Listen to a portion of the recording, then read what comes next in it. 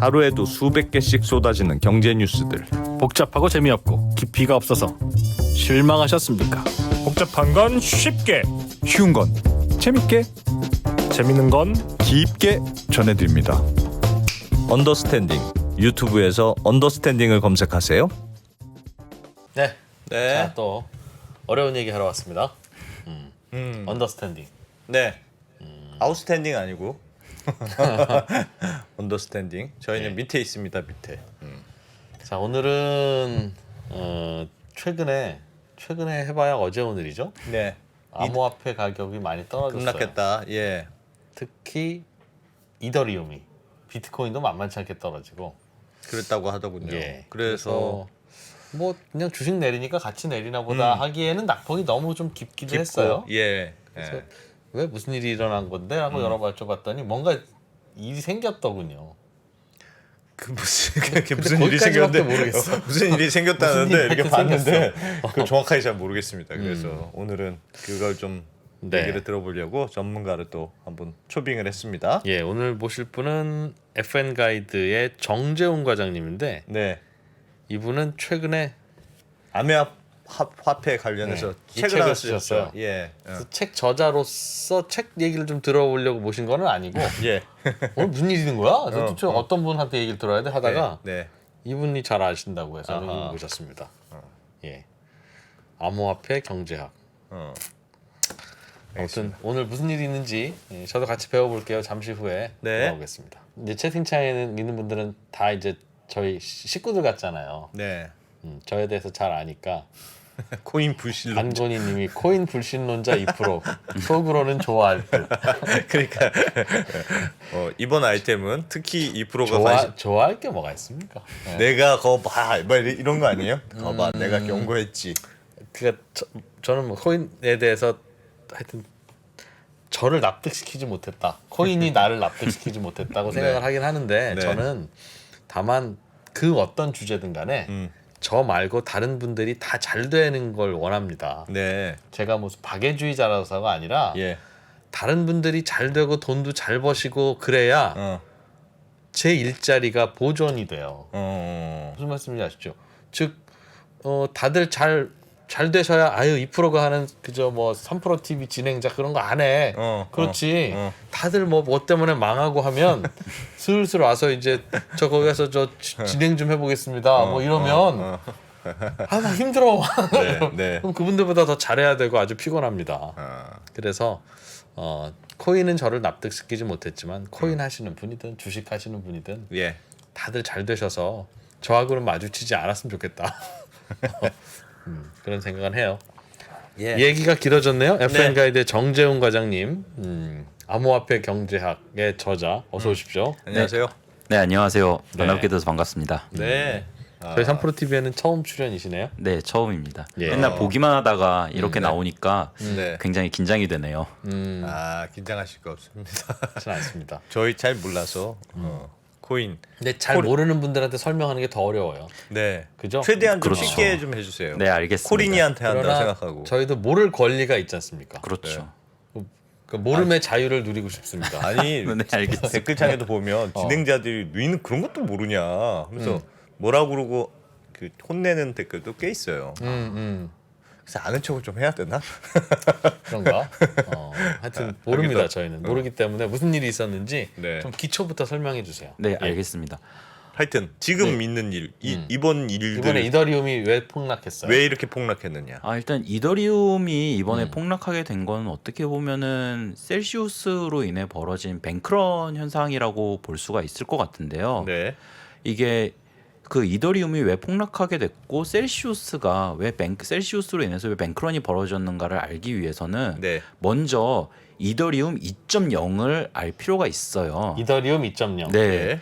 그래서 원래 그 작업 증명과 지분 증명이라는 건 혹시 아시나요? 그건 압니다. 네네네. 지분 증명은 설명해 봐요. 갑자기 그렇게 자신이 없네. 하여튼 지분 만나보세요. 작업 증명은 네. 컴퓨터로 이렇게 열심히 계산해서 잘 먼저 푼 사람이 받는 거잖아요. 네, 맞습니다. 받는 기준으로 생각하면 물론 그게 뭘 뭐 받아요? 블록체인은 만드는 거지만 하여튼 막 계산을 해요. 그럼 내가 먼저 계산했어 하면 이제 받는 건데 코인을 받는 건데 지분 증명은 블록체인을 이렇게 체인마다 누군가 이렇게 증명을 해줘야 될 거 아니겠습니까? 블록마다 그거 증명을 내가 많이 갖고 있는 사람이 기여했다. 그러면 그 기여한 대가로 코인을 주는 그런 거 아닙니까? 일종의 소위 이자처럼 받는. 제가 설명해 보겠습니다. 네. 코인은 그 블록체인의 장부를 서로 연결해주고 장부에다 기록을 해주는 대가로 네, 코인을 받는 거예요.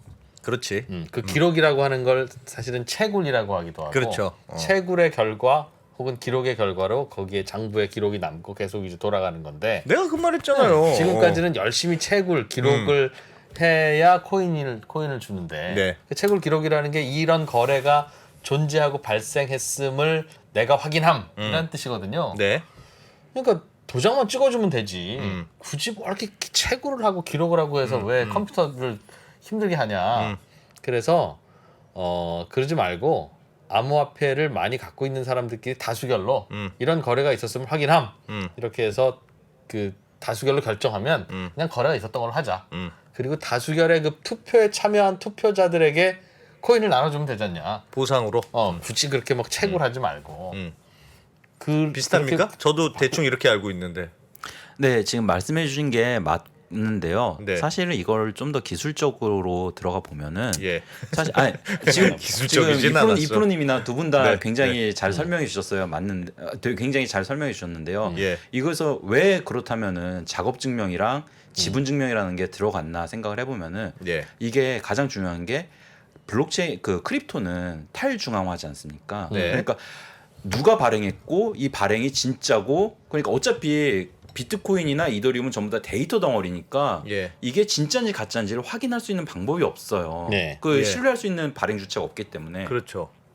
그러면 진짜 악의 일품은 해커 같은 사람들이 가짜를 만들어서 유통시킬 경우에는 그걸 검증할 수 없잖아요. 예. 현실에서는 위조 지폐가 돌면 뭐 경찰이나 검찰이나 뭐 이런 데서 범인을 잡는데 거기서는 그런 게 안 되니까. 위조 코인을 네. 그러면은 어떻게 그럼 이 위조 코인이 발생하지 않도록 이 규제를 할 수가 있을까? 예. 그렇게 규제를 하려면 결국에 사람들이 자발적으로 그 네트워크에 참여해서 그 블록체인에 연결되는 블록에 기록되는 거래를 검증할 수 있도록 해야 돼요. 예. 근데 문제는 뭐냐면은 사람들한테 이렇게 검증에 참여할 수 있도록 하려면은 인센티브를 줘야 되잖아요. 예. 인센티브 없이 야 니네 와서 이거 참여해 그래야지 우리가 다 할 수 있어 그러면은 사람들이 뭔 소리야 안 가 안 해 내가 네. 왜 이렇게 할 거잖아요. 예. 그렇기 때문에 그 검증에 참여한 사람들한테 인센티브를 주는 게 코인입니다. 예. 투표를 한 대가. 네, 투표를 한 대가 혹은 대가. 채굴을 한 대가로 그렇게 그 계약 그 거래 내역을 검증한 대가로. 검증해준 대가로. 예. 예. 그렇게 돼서 이제 그 작업 증명은 그 검증을 컴퓨터의 연산 능력을 이용해서 하는 거고요. 예. 지분 증명은 그 거래 블록에 기록된 거래 내역에 대한 증명을 그 지분을 더 많이 가진 사람이 도장을 꽝 찍어줌으로써 인증을 하게 되는 겁니다. 코인을 예. 많이 가진 사람. 네. 예. 예. 근데 그렇게 되면은 그렇다면 왜 그 이 작업 증명에서 지분 증명으로 넘어가게 됐느냐? 아마 언론에서 몇 번 보셨을 거예요. 작업 증명이 중요한 단점 두 가지가 있어요. 첫 번째는 거래 체결 속도가 느립니다. 작업해야 되니까. 네, 작업을 해야 되니까 예. 비트코인 같은 경우는 채굴해야 되니까. 예, 초반에는 10분마다 한 개씩이었다가 예. 10분마다 다 5개씩인가? 저도 확실하게 기억이 안 나는데 예. 그 계약 체결 속도 되게 느려요. 점점 어렵게 만든다면서요. 네, 게다가. 그렇게 해서 계약 체결 속도가 느리고 두 번째로 그렇게 되다 보니까 이게 점점 더 난이도가 올라가면은 연산 능력을 많이 사용해야 되니까 전기를 많이 쓰게 돼요. 네. 이 두 가지 문제가 굉장히 크죠. 예. 전기를 많이 써서 이산화탄소를 많이 배출하고 그 다음에 거래 체결 속도가 너무 느리고. 예. 사실 지금 이더리움도 마찬가지예요. 지금 이더리움도 아직 완전히 지분 증명 넘어가지 않았기 때문에 작업 증명을 하고 있어서 이 연산 능력으로 인한 그 컴퓨터 열심히 돌려서 채굴하는 전기 이슈와 그 느린 거래 속도 이슈가 있거든요. 예. 이걸 해결하기 위해서 그렇다면은 모든 사람들이 다 이제 경쟁하는 게 아니라 지분을 많이 가진 사람들이 그냥 인증하도록 하자 해서 나온 게 작업 증명이고 지분 증명. 지분 증명이고 예. 이 지분 증명으로 현재 이행 중에 있어요. 바뀌고 있는 네, 거죠. 지금 이더리움이. 이행 중에 있어요. 예. 지금 계속해서 미뤄지고 있긴 한데 뭐 작년 말이라고 그랬다가 올해 상반기라고 그랬다가 올해 6월이라고 그랬다가 다시 올해 8월이라고 그랬다가 이렇게 계속 늦춰지고 있거든요. 예. 근데 그러면은 자 이더리움이 기존의 작업 증명 시스템에서 지분 증명 시스템으로 넘어가는데 그러면은 이렇게 이행이 될 때 작업 증명을 완전히 꺼야 되잖아요. 그렇죠. 예. 예, 지분 증명 넘어가면 얘만 작동하고 얘는 이제 작동을 안 해야지 이더리움이 계속 여기서만 생성이 되고 여기서는 생성이 네. 안 되니까 예. 그렇게 하기 위해서 사람들을 이제 이더리움 2.0으로 넘어가게 하기 위해서 이더리움의 32 이더리움 이상을 스테이킹을 하면은 그 보상을 주게 했어요. 스테이킹이 뭡니까? 스테이킹이라는 게 그 맡기는 거죠. 락업하는 거예요. 락업? 잠그는 거죠. 그러니까 무슨 말이죠? 그 뭐냐면은 이더리움 1.0이 있고 이더리움 2.0이 있는데 네. 1.0에서 2.0으로 넘어가는 단계잖아요. 2.0은 지분 증명 증명. 방식으로 네. 하는 거고. 그래서 예. 이더리움 2.0이 원활하게 작동하기 위해서는 일정 수 이상의 그 참여 그 뭐라 그래 발리데이터라고 하는데 그 검증자들이 네. 참여를 해야 돼요. 대주주들. 네. 네. 근데 그 사람들이 참여를 하려면은 그 사람들이 이제 기본적으로 미니멈 32 이더리움 이상을 이제 그 새로운 이더리움 체인에다 스테이킹을 걸어놔야지 여기가 계속 이더리움이 쌓이면서 얘로 이제 옮겨갈 수가 있거든요. 이렇게 기존의 이더리움 1.0에서 이더리움 2.0으로 완전히 옮겨가는 거를 머지라고 그래요. 머지앤 액퀴지션 할 때 그 머지거든요. 멀지. 네, 죄송합니다. 제가 발음이 김치 발음이어서 네, 그럼 멀지라고 하는데 그 멀지가 될 때까지 그러면은 이더리움을 스테이킹하는 사람들이 스테이킹을 해야 되는데 여기도 또 이제 인센티브가 없잖아요. 네. 왜냐면은 내가 이더리움을 갖고 있으면은 시장에서 팔고 뭐 차익을 거두거나 아니면은 뭐 가격이 현재 떨어져 있으면은 올라갈 때 기다렸다가 팔 수도 있고 이런데 지금 예를 들어 내가 뭐 한 300 이더리움을 갖고 있는데 그걸 스테이킹을 했다. 그러면은 이제 앞으로 그 이더리움 2.0이 완전히 활성화될 때까지 저는 그걸 못 푸는 거잖아요. 못 네. 풀거든요. 왜 거기다가 그거를 재고로 쌓아놔야 되죠? 이더리움을? 그렇게 해야지 이더리움 그 검증자들 발리데이터들이 이더리움 2.0에 일정 수 이상 쌓여서 검증을 시작해야 이더리움 2.0 체인이 돌아갈 수가 있어요. 그러면 거래를 인증하기 위해서 지금까지는 작업을 열심히 했는데 네. 채굴을 했는데 네. 앞으로는 내가 지분 이더리움이 많이 있다는 것을 보여주고 도장만 찍으면 되는데 네. 그 보여주기 위해서는 거기에 쌓아놔서 서로 제3자가 검증할 수 있도록 뭔가 예탁을 해놔야 보여줄 수 있나 보죠? 네. 그러니까 주식회사로 말하자면은 일종의 발기인들이 필요한 거죠. 네. 처음에 네, 발기인들이 처음으로 필요하다. 발기인들이 있어야지 주식회사 출범할 수 있듯이 뭐, 그렇다. 이더리움 2.0도 마찬가지로 일정 수 이상의 발리데이터들이 모여야지 이게 2.0으로 넘어갈 수가 있거든요. 원래 스테이킹은 그런 거잖아요. 그러니까 예를 들면 지분 증명 방식처럼 네. 지분 증명 방식은 설명해 주셨듯이 네.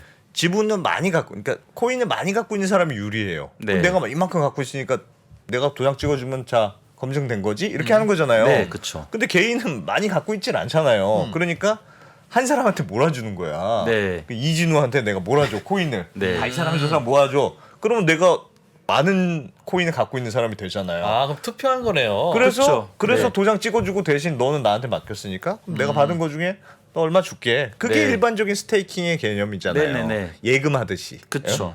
그런데 요번에 이더리움 2.0으로 가는 이 스테이킹은 그거하고는 약간 느낌이 다르네요. 그러니까 약간 다른 처음에 네. 하는 거라서 뭔가 누군가 처음에 시작해 주는 사람이 있어야 된다. 네, 네, 네. 근데 지금 말씀해 주신 그 메커니즘이 적용이 돼요. 예. 저 사진 하나만 혹시 올릴 네. 수 있을까요? 네, 네. 네.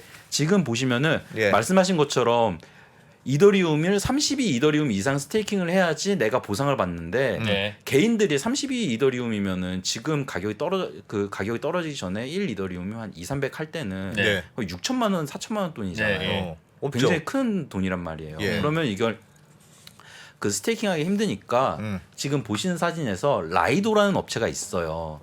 저 별도의 라이도라는 업체군요. 저 예. 라이도라는 업체가 일종의 의결권 대행 업체 혹은 신탁 업체예요. 예. 그래서 개인 투자들에게 이더리움을 받아서 스테이킹을 맡기고 내 투표권을 여기다 일단 위임한다. 네, 그렇죠. 아. 투표권을 위임하고 대신에 라이도는 ST 그 이더리움을 스테이킹하는 대신에 네. ST 이더 그러니까 스테이킹 이더라는 걸 발행을 해서 네. 사람들한테 줘요. 예. 그러니까 저 스테이킹 이더라는 게 뭐냐면 일종의 그 크립토로는 양도성 예금 증서라고 생각하시면 될 거예요. 이더리움을 맡겨놨다. 투표를 했다. 이더리움을 증서네요. 맡겨놓고 예탁 증서. 이더리움을 맡겨놓고 증서를 했는데 내가 300 이더리움을 맡겼으면은 300 그 ST 이더를 받으니까 네. 네. 결국에는 양도성 예금 증서가 되는 거죠. 그러니까 시장에서 거래를 할 수가 있는. 그러니까 증명서 내가 맡겼다. 예금통장. 예금 예금통장. 통장. 네, 그런 거죠. 코인 예금 통장. 네. 예.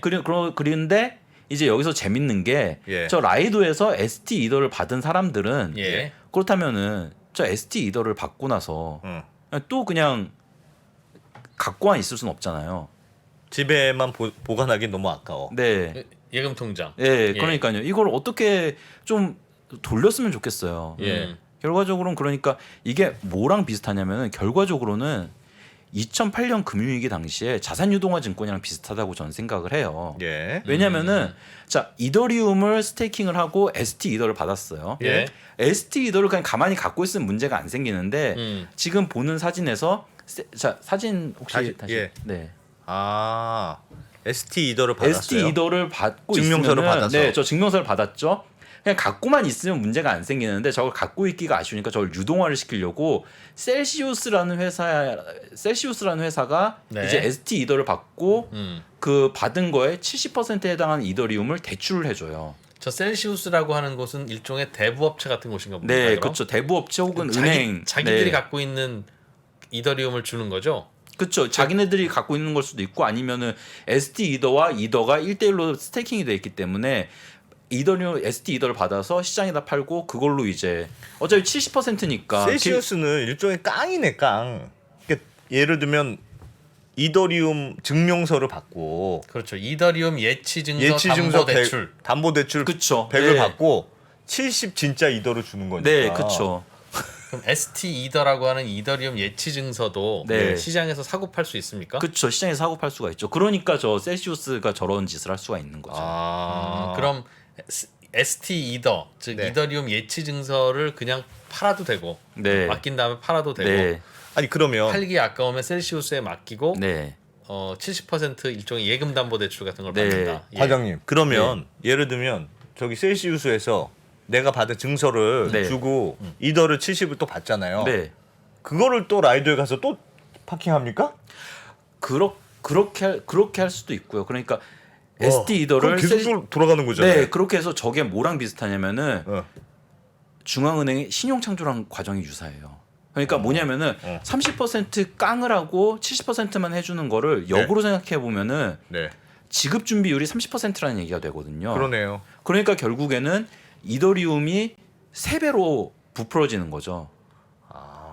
근데 여기서 이게 일반적인 신용창조는 다른 점은 일반적인 신용창조는 중앙은행이 화폐를 발행하고 그걸 통해서 일단 그 지급을 보증하고 예. 그 다음에 저렇게 그 지급 준비 부분 지급 준비율을 은행이 사용할 수 있는 이유는 사람들이 한꺼번에 다 은행에 가서 내 예금 내놔 이렇게 하진 않잖아요. 예. 그렇기 때문에 부분 지급 준비율로 충분히 커버가 가능하죠. 네. 사실 이거는 그리고 오랜 기간 동안 은행 시스템이 작동을 해오면서 우리가 은행과 중앙은행 시스템에 대한 신뢰가 있기 때문에 가능한 거고요. 예. 근데 문제는 저 셀시우스와 라이도와 이더리움은 그런 신뢰가 완벽하게 형성돼 있지 않아요.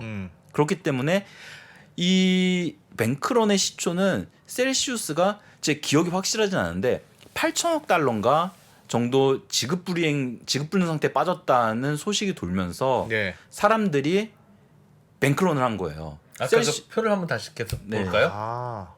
셀시우스가 셀시우스가 뭐 하던 데죠? 셀시우스가 그러니까 그 담보대출 증명서를 다 해주는 받고 이더리움 예탁 증서를 받고 이더리움을 내주는 네, 그 중에 그쵸. 70%로 그럼 이더리움 이거는 대출을 해주는 곳인데 이더리움 대출업체네요. 네, 이더리움 그쵸. 대출업체. 이더리움 그런데 저게 어떻게 대출업체죠. 부실화될 수 있죠? 담보를 충분히 받는데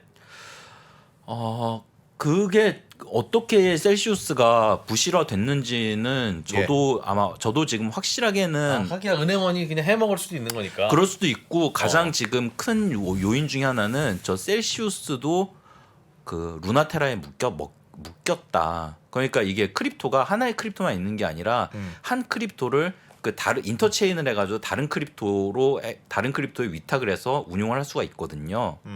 근데 저 셀시우스가 이번에 테라 루나 사태가 벌어지면서 거기에 물렸고 그걸로 인해서 8천억 정도 지급 불능에 빠졌다. 그래서 이제 사람들이 뱅크런 가서 손님들한테 받은 돈을 예. 그냥 갖고 있는 게 아니라 굴렸군요. 그쵸, 뒤에서. 그쵸. 궁금한 게 있습니다. 네. 저 표에서 네. 예를 들면 제가 이제 처음에 라이도라고 네. 불리는 데서 내가 갖고 있는 이더를 맡겨요. 네. 그러면 한 4%의 금리를 받는 걸로 제가 네. 알고 있어요. 네. 그럼 내가 맡기니까 1번에서 1번 하면 내가 이거 맡겼어요. 네. 그럼 맡기면 그래, 넌 4% 금리를 줄게. 네. 그 증서를 받아왔죠. 네. ST 이더를 예, ST 이더라는 토큰 하여튼 예. 증서를 받아왔어요. 그거를 셀시우스에 또 줘요. 네. 그리고 70%의 대출을 받아. 대출을 받아. 그 네. 대출을 받을 때는 금리가 어떻게 됩니까? 대출 금리는 없어요. 제가 알고 있기로 대출 금리는 없는 걸로 알고 있어요. 왜냐면은 네. 저 대출 자체가 어. 그 담보를 전부 다 인정해 주는 게 아니라 예. 담보의 70%만 인정하기 때문에 아. 거기에 따른 이자는 없는 걸로 저는 현재까지는 알고 있습니다. 셀시우스는 그리고 ST 이더를 가지고 뒤에서 굴려서 네, 수익을 굴려서 내는군요. 수익을 얻기도 왜 이걸 하니까요. 여쭤보냐면 지금 내가 예금을 맡기면 4%를 주잖아요. 예. 근데 그 예금 증서를 가지고 대출을 받는데 만약에 금리가 없다면 네. 이 받은 이더를 또 넣는 거예요. 예금을. 70% 예금 또 넣어. 네. 그러면 또 거기서 금리가 나오죠. 네. 그럼 또 그 증서를 받을 거 아니에요. 또 증서를 받아서 또 대출을 해. 근데 무한히는 못하는 게 70만 되니까 그러니까 네. 조금씩 처음에 줄어들긴 70, 하지만 처음엔 49, 다음엔 그렇지. 뭐 네. 30 그래서 이렇게 계속 줄어들어서 줄어들긴 그래서 하지만 신용창조가 3배까지밖에 안 되는 그러니까 거죠. 3배의 신용 창출이 되잖아요. 네. 그럼 내가 원래 갖고 있던 거에 3배만큼의 이자를 먹는 거예요. 네, 근데 그쵸. 저렇게 되면 제 생각에 계속 이더리움은 파킹이 되고 ST 이더라는 그 증서만 자꾸 돌아다니게 되는 거 네. 아닐까? 그쵸. 그 맞습니까? 그렇게 되죠. 그렇게 되는데 사실 저게 무한정 돌아다니진 않는 게 아까 말씀드린 이더리움 2.0으로 멀지가 이루어지게 되면은 예. ST 이더리움 회수가 돼서 다시 그 이더리움 2.0으로 교환이 돼야 되기 때문에 그때까지 한시적으로 돌아가는 시스템인 거죠. 아. 그리고 저 라이도도 그 4% 이자를 주는 게 퍼주는 게 아닌 게 실질적으로 이더리움의 그 스테이킹을 하게 되면은 예. 라이도가 오리지널로 스테이킹을 하게 되면은 기간에 따라서 최대 16% 17% 정도의 이자를 받아요. 예. 네, 그러니까 사실 라이도는 어마어마하게 많이 자기네들의 이익을 남기고 이자를 지급하는 거죠. 아. 물론 이거는 어디까지나 이더리움 2.0 성공적으로 넘어갔다는 전제 조건 하에서 네. 이루어지는 겁니다. 그러면 지금 그렇게 됐어요. 저건 알겠어요. 이제 저렇게 빌려서 내가 파킹을 하고 그걸로 증서를 받아서 그렇게 신용 창출을 계속해서 네. 그러니까 막 부풀리는 거잖아요. 네. 하여튼 부풀려졌어요. 근데 이번에 뱅크런이 나온 이유는 뭐 어디서 문제가 된 걸까요? 이게 그러니까 믿음이 뭔가 깨졌다는 뜻인데 네. 어디서 믿음이 깨진 걸까요? 그러니까 좀 전에 말씀드린 것처럼 그 셀시우스가 8천억 지급 불능에 빠졌다. 그래서 사람들이 내 돈 내놔하고 이제 셀시우스에 갔는데 예. 내 돈 내놔가 아니라 내 이돈 내놔하고 셀시우스에 갔는데 네. 문제는 셀시우스가 충분히 지급할 여력이 없었던 거죠. 그렇기 때문에 셀시우스는 그 일단 지급을 일단 일시적으로 정지시켰고 예. 그거에 대해서 사람들이 패닉에 빠지면서 그 이더리움이 ST 이더 가격이 빠지기 시작했고 ST 이더 가격이 빠지면서 사람들은 이제 더 본질적인 불안에 빠진 거죠. ST 이더가 빠져 그리고 이더리움 스테이킹을 해주던 셀시우스와 라이도가 흔들려. 그렇다면 이거는 이더리움 2.0로 이행이 뭔가 문제가 있는 거 아니야? 이더리움 팔고 현찰 챙겨 이렇게 되면서 셀시우스가 흔들리고 ST 이더가 그 셀시우스가 흔들리고 ST 이더가 흔들리고 이더리움까지 빠지게 된 거죠.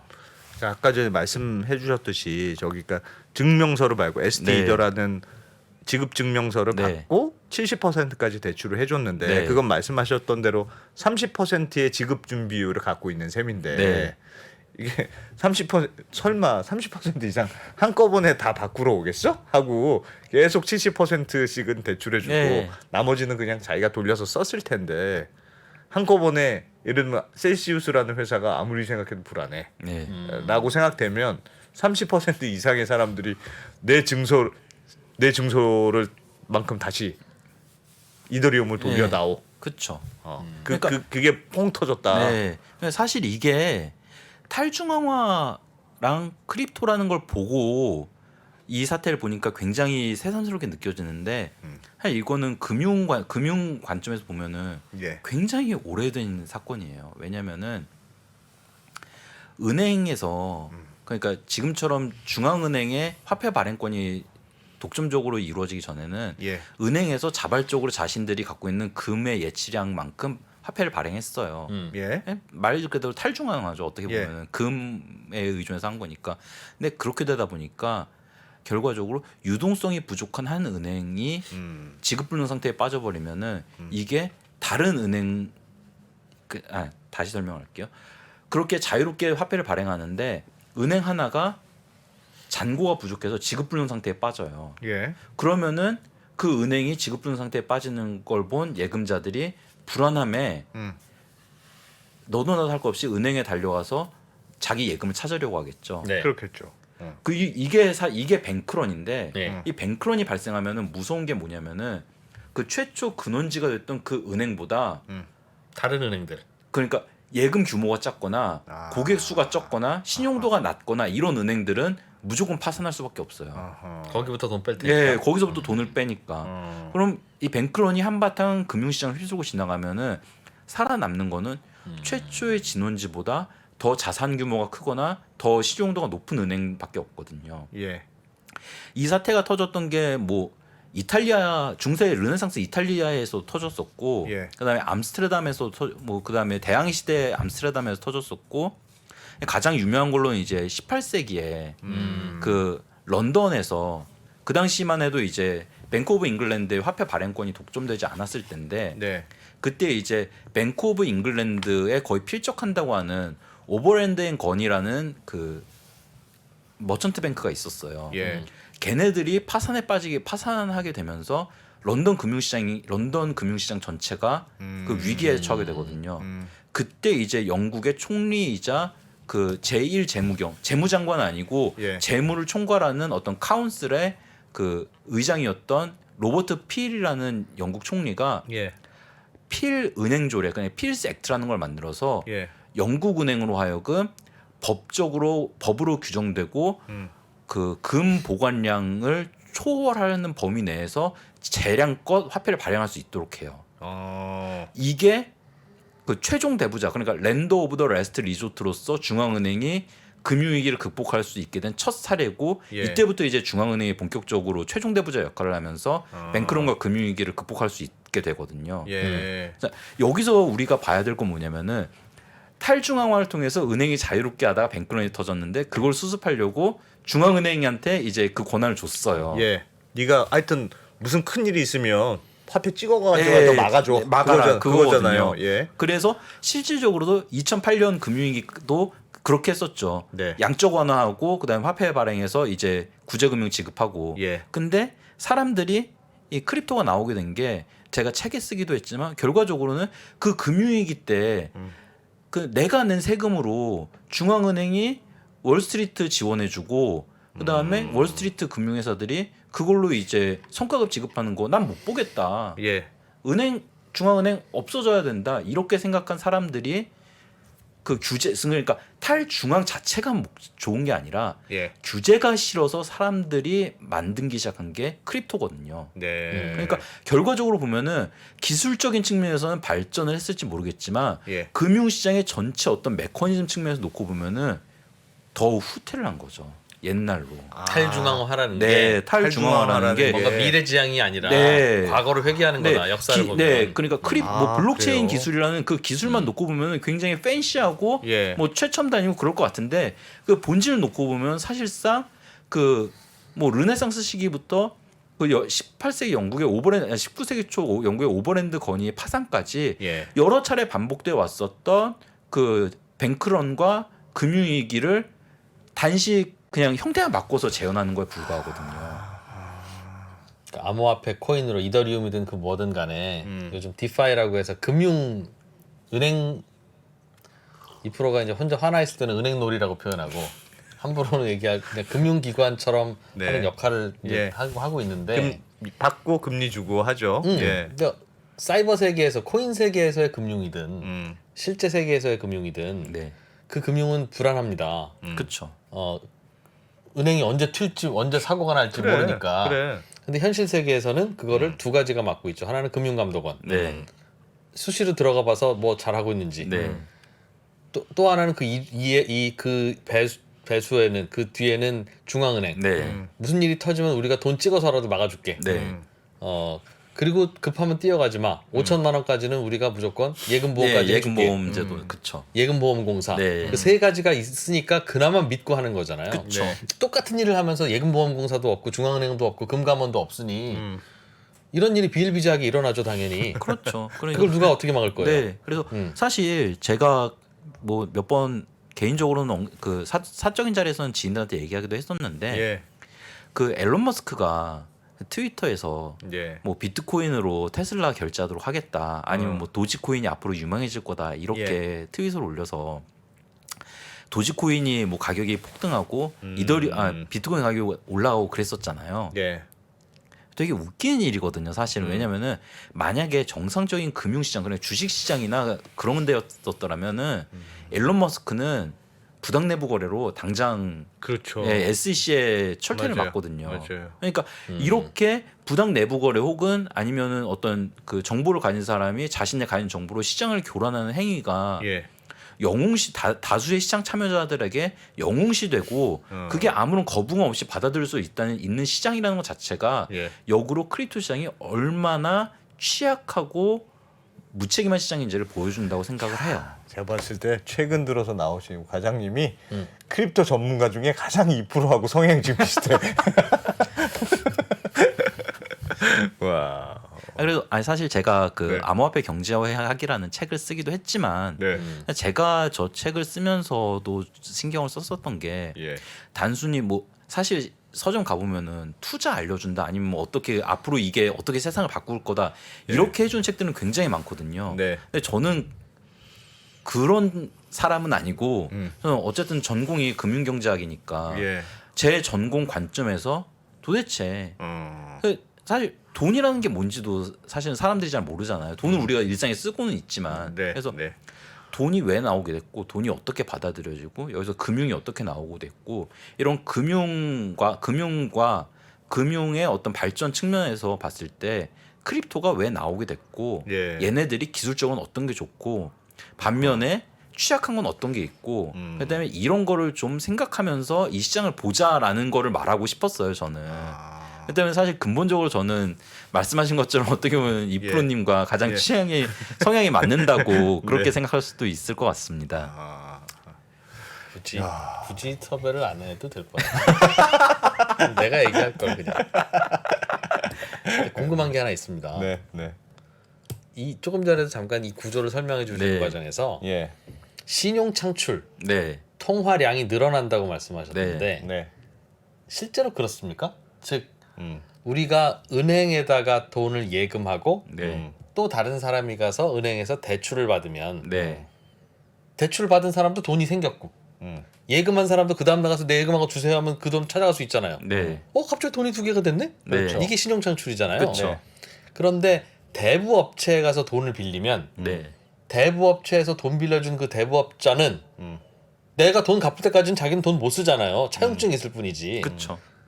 그렇지.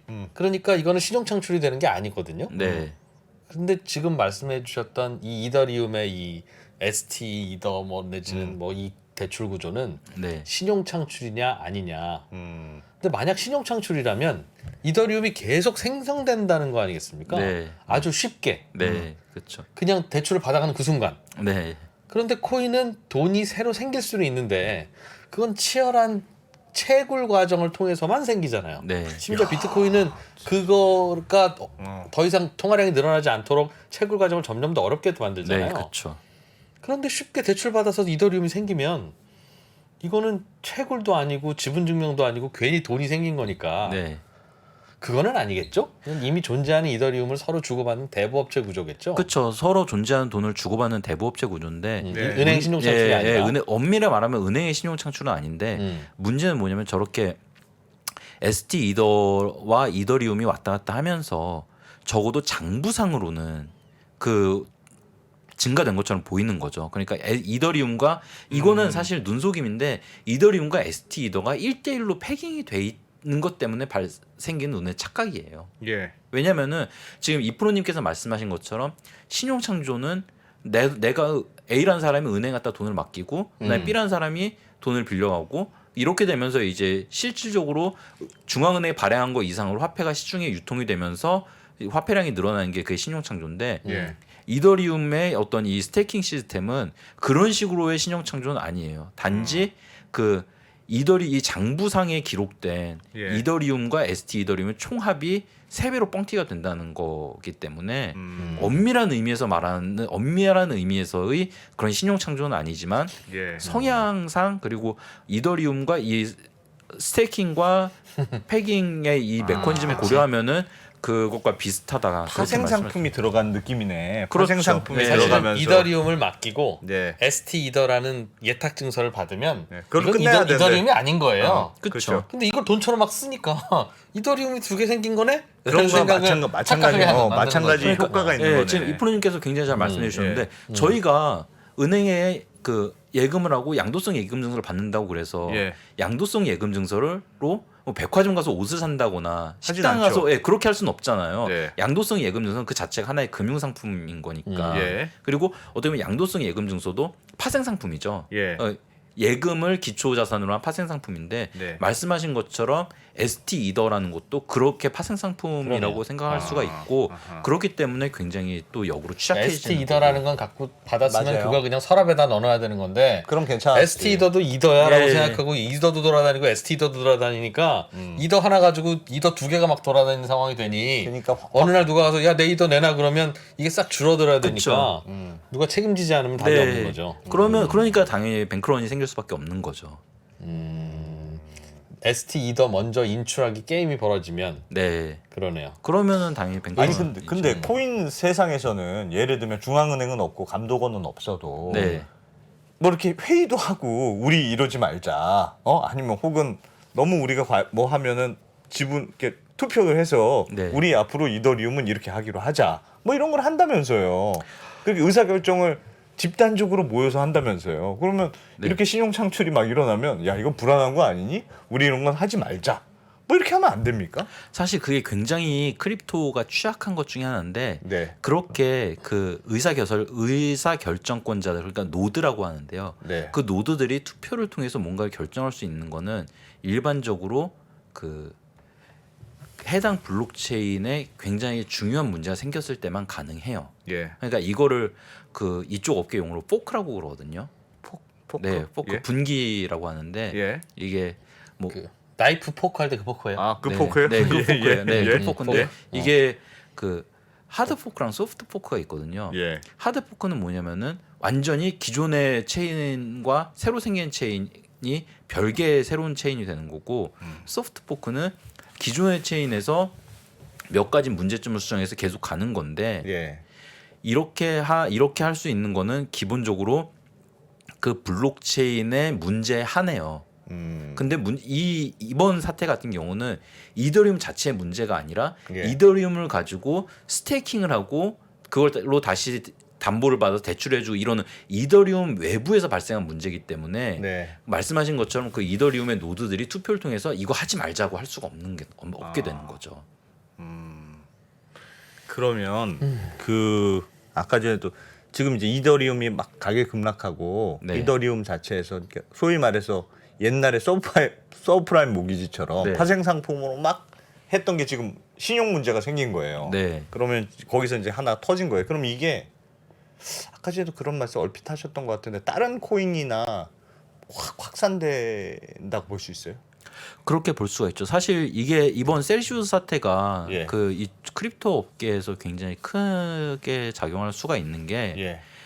테라 루나 같은 경우는 사실 테라 루나 자체의 문제로 끝났어요. 예. 물론 이게 어떻게 보면 지금 현재 셀시우스도 테라 루나의 연장선상에 있는데 테라루나는 작은 코인이었다 이거죠. 상대적으로 이더리움에 비해서는 작았죠. 강릉저축은행 파산 이런 네, 거. 한때 뭐 탑 10 안에 들기도 했었지만 어쨌든지 간에 이더리움과는 엄연히 사이즈가 다른데 예. 이거는 지금 현재 시총 2위의 코인이 그렇지. 네, 그 자체적인 문제 그러니까 가장 결정적으로 이게 아까 말씀드렸지만 이더리움 1.0에서 이더리움 2.0으로 넘어가는 과정에서 그 스테이킹을 받아서 스무스하게 이제 2.0으로 넘어가야 되는데 예. 그 과정에서 이 문제가 불거진 거거든요. 그렇게 되면은 이제 말씀하신 것처럼 이더리움의 노드들이 모여가지고 야 우리 이더리움 2.0 하지 말고 다시 1.0으로 가자 이렇게 예. 하든가 예. 아니 뭐 그럼에도 불구하고 2.0으로 가야 돼 이런 모든 문제점이 있지만 어쨌든 2.0으로 가자 이렇게 결정을 내리든가 그렇게 해야 되는데 현재 상태에서는 이게 어떻게 이루어질지도 알 수가 없고 그 다음에 이 이더리움도 결과적으로는 그 이더리움 2.0으로 이행이 의심스러운 상황이 됐기 때문에 어떻게 보면 패닉셀 상황이 빠졌는데 예. 이렇게 될 경우에 이더리움이 과연 제대로 시장에서 기능을 할 수가 있는가 또 문제가 되는 거죠. 그럼 이더리움이 좀 문제면 이더리움 이하에 지금 그 디파이라고 하는 게 네, 코인으로 금융하는 거라면서요. 네. 저는 그렇게 생각하지 않는데 지금 현재 디파이는 그렇게 이루어지고 있죠. 원래 취지는 그게 아닙니까? 그러니까 제가 잘못 생각하고 있는 건지 아니면 지금 디파이를 하는 사람들이 잘못 생각하고 있는 건지 모르겠는데 예. 그러니까 사실 이더리움이 단순히 이렇게 거래하는 그런 코인이라기보다는 어떻게 보면 스마트 컨트랙의 플랫폼으로서 기능이 더 크다고 저는 생각을 하거든요. 그러니까 뭐 이렇게 달아가지고 이렇게 스마트 보내고. 컨트랙트를 하는 수단. 네. 왜냐면 이죠. 스마트 컨트랙이라는 게 뭐냐면은 계약을 할 때 예를 들어 우리가 그 전세 계약이라든가 아니면 예. 다른 그 중고차 계약이라든가 이런 거 예. 할 때가 되면은 정보 비대칭 문제가 항상 존재하잖아요. 예를 들어 예. 전세를 갔는데 예상치 못한 하자가 발생했다든가 아니면 중고차를 샀는데 이 중고차가 알고 봤더니 완전 레몬인 거예요. 예. 그렇게 될 경우에는 사실 이게 기존 계약에서는 그 구매자가 구제를 받을 수 있는 수단이 없어요. 사실 법적인 거를 제외하고는. 예. 근데 스마트 컨트랙 같은 경우는 이런 상황 자체를 어떤 컨티전시로 넣어서 그 해당 사항이 발동이 되면 자동으로 보상이 이루어지게 그렇게 계약 체결이 가능하거든요. 예. 그렇기 때문에 저 같은 경우는 이제 스마트 컨트랙이 어떤 거래 비용과 그 정보 비대칭 문제를 해결하면서 그 계약을 체결할 수 있는 네. 하나의 플랫폼이 될 수 있다고 생각을 했고 예. 그 맥락에서 디파이 역시 사실 그 무함마드 유누스의 그라민 뱅크나 그 P2P 대출 플랫폼 같은 경우가 취지는 굉장히 좋은데 그게 제대로 작동하지 못하는 게 결과적으로는 그 정보 비대칭 문제, 도덕적 해이라든가 역선택 같은 문제가 있기 때문이거든요. 예. 그렇다면은 이거를 스마트 컨트랙을 통해서 이런 어떤 그라민 뱅크라든가 아니면 P2P 대출 계약을 체결한다면은 그 불안 요건을 제거하면서 그 금융에 대한 접근성이 떨어진 사람들이 더 안심하고 금융 서비스를 받을 수 있지 않을까 이렇게 생각했던 게 제가 생각하는 디파이였어요. 네. 네. 근데 반대로 지금 이프로님께서 말씀하신 것처럼 지금 현재 시장에서 이루어지는 디파이는 돈놀이죠 그냥. 그러니까 담보대출이라든가 아니면 스마트하지 않은 스마트하지 않고 굉장히 전통. 그러니까 크립토에 탈을 썼다 뿐이지 그냥 기존의 어떤 돈놀이 사채업자라든가 아니면 그냥 대출업 대부은행 이런 것들의 어떤 크립토 버전이기 때문에 저는 그거는 별로 그렇게 바람직하지 않다고 생각을 하고 있어요. 스마트 컨트랙트. 조금만 잠깐만 쉬었다 쉬었다가 할까요? 네, 알겠습니다. 네. 쉬고 쉬고 와서 우리 디파이 얘기 좀 조금 더 해볼게요. 미국, 중국, 러시아 이런 나라들의 움직임에 대해서는 관심이 어느 정도 생겼는데 거기에서 우리는 과연 뭘까? 우리는 체스판의 말이 아니다라는 생각을 좀 해야 좋겠어요. 어떻게 생각하세요? 우리 편 누굴까를 좀 더 고민할 수 있지 않을까 싶어요. 뒤집어 질문을 해보면 그러면 아시아에는 우리 친구가 있을까요? 제가 지구본 연구소 진행하면서 사실은 되게 마음에 걸리는 이만한 짐이 하나 있어요. 우리 옆에 있는 동남아를 내가 모른다. 우리가 처해 있는 아시아라는 지역을 자꾸 방관하고 유럽이나 미국의 어떤 시각에 맞춰가지고 그런 이제 개별적인 지식 이런 것들이 묶여가지고 큰 흐름들을 만들어내는 이야기, 그런 경험.